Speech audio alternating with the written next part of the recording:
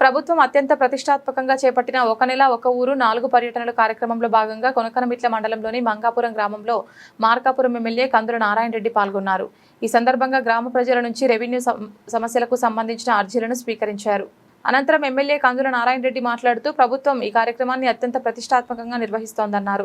ప్రతి నెల ఒక గ్రామంగా వరుసగా 4 వారాలు ప్రతి గురువారం రెవెన్యూ అధికారులు పర్యటించి ప్రజల సమస్యలను పరిష్కరిస్తారని తెలిపారు. జీరో ఖాతా భూములు, పొలం గట్లు, ఇతర భూ వివాదాలు వంటి ప్రతి రెవెన్యూ సమస్యను నెల రోజుల్లో పరిష్కరించే విధంగా అధికారులు పనిచేస్తారని చెప్పారు. ప్రజలు తమకు ఉన్న రెవెన్యూ సమస్యలను అర్జీల రూపంలో అధికారులకు అందజేయాలని సూచించారు. గత వైసీపీ ప్రభుత్వంలో కొంతమంది నాయకులు తమకు అనుకూలంగా ఉన్న వారికి ఇతరుల భూములను ఆన్లైన్ చేసి ప్రజలను మోసం చేశారని ఆరోపించారు. అలాంటి తప్పులు తమ ప్రభుత్వ హయాంలో జరగవని, ప్రభుత్వం నిర్వహిస్తున్న కార్యక్రమం ద్వారా అన్ని సమస్యలకు పరిష్కారం చూపిస్తామని అన్నారు. గత ప్రభుత్వ పాలన మొత్తం కక్ష సాధింపులతో సాగిందని విమర్శించిన ఎమ్మెల్యే ప్రస్తుతం కూటమి ప్రభుత్వం సంక్షేమంతో పాటు అభివృద్ధి ఫలాలను కూడా ప్రజలకు అందిస్తోందన్నారు. రాష్ట్రంలో ఇప్పటికే 6,40,000 ఉద్యోగాలు నిరుద్యోగ యువతకు కల్పించామని, భవిష్యత్తులో మరిన్ని ఉద్యోగ అవకాశాలు వస్తాయని తెలిపారు. వెనుకబడిన ప్రాంత అభివృద్ధికి మార్కాపురం జిల్లాను ప్రకటించామని, త్వరలో వెలిగొండ ప్రాజెక్టును పూర్తి చేసి ఈ ప్రాంతాన్ని హార్టికల్చర్ హబ్గా అభివృద్ధి చేస్తామని పేర్కొన్నారు. త్వరలో కొత్త పెన్షన్ల మంజూరు కార్యక్రమం చేపడతామని తెలిపారు. గత ప్రభుత్వంలో రాజకీయ కక్ష సాధింపులతో ఇతర పార్టీలకు చెందిన వారు పెన్షన్లు తొలగించారని, కానీ తమ ప్రభుత్వంలో ఒకరికి కూడా పెన్షన్ తొలగించలేదని అన్నారు. గత ప్రభుత్వంలో పాస్ పుస్తకాలపై జగన్ చిత్రాన్ని ముద్రించి రెవెన్యూ వ్యవస్థను అల్లకల్లోలం చేశారని ఆరోపించిన ఎమ్మెల్యే ప్రస్తుతం ప్రభుత్వ రాజముద్రతో నూతన పాస్ పుస్తకాలు మంజూరు చేస్తున్నామని తెలిపారు. అనంతరం మంగాపురం గ్రామంలోని మునగపాడు రెవెన్యూ విలేజ్ పరిధిలో మంజూరైన 520 కొత్త పాస్ పుస్తకాలను ఎమ్మెల్యే పంపిణీ చేశారు.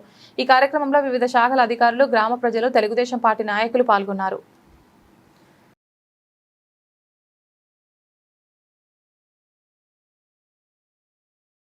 ఆ కాలం నుంచి ఈరోజు ఈ కాలానికి అభివృద్ధి అంటే ఏంటో ప్రతి గ్రామం కూడా చూసే విధంగా అభివృద్ధి చేసుకుంటూ పోతున్నటువంటి ఈ కాలంలో మనం అదే రకంగా ఉందామా?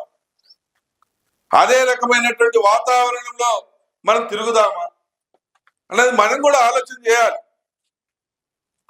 మనం కూడా నలుగురికి చెప్పాలి, మీరు చేసిన సాయం అదే. మిమ్మల్ని వచ్చి కత్తులు పట్టుకొని, కటార్లు పట్టుకొని రోడ్డు మీద నిలబడండి, ఇలాంటి మా వెనక నిలబడండి అని ఎవరు కోరుకోం. చేసిన పనిని చేసినాడని చెప్పడం, చేయకపోతే దుర్మార్గం చేస్తే దుర్మార్గం చేసినాడని చెప్పడం,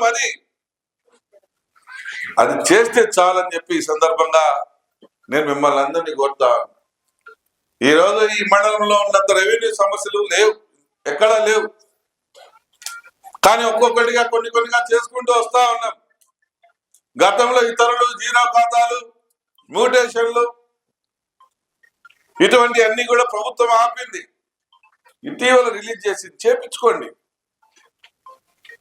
ఎంఆర్ఓ ఆఫీస్ పోయి దగ్గర నుండి చేయించుకోండి. మీకు చేయకపోతే మాకు చెప్పండి,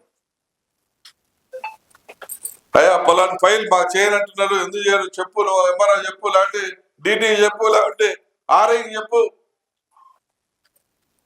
అని చెప్పి అడగండి. లేదు విఆర్ఓ మమ్మల్ని ఇబ్బంది పెడతా ఉన్నాడు, ఇంకో సమస్య సృష్టిస్తా ఉన్నాడు, అది చెప్పండి. మేము వచ్చి దగ్గర కూర్చొని ఎందుకు చేయరు కనుక్కొని మర్యాద చేయమని చెప్పి చేపిస్తాం. నేను మండల నాయకత్వమో ఎవరో ఒకరు వచ్చి దగ్గర చేపించే బాధ్యత మాది.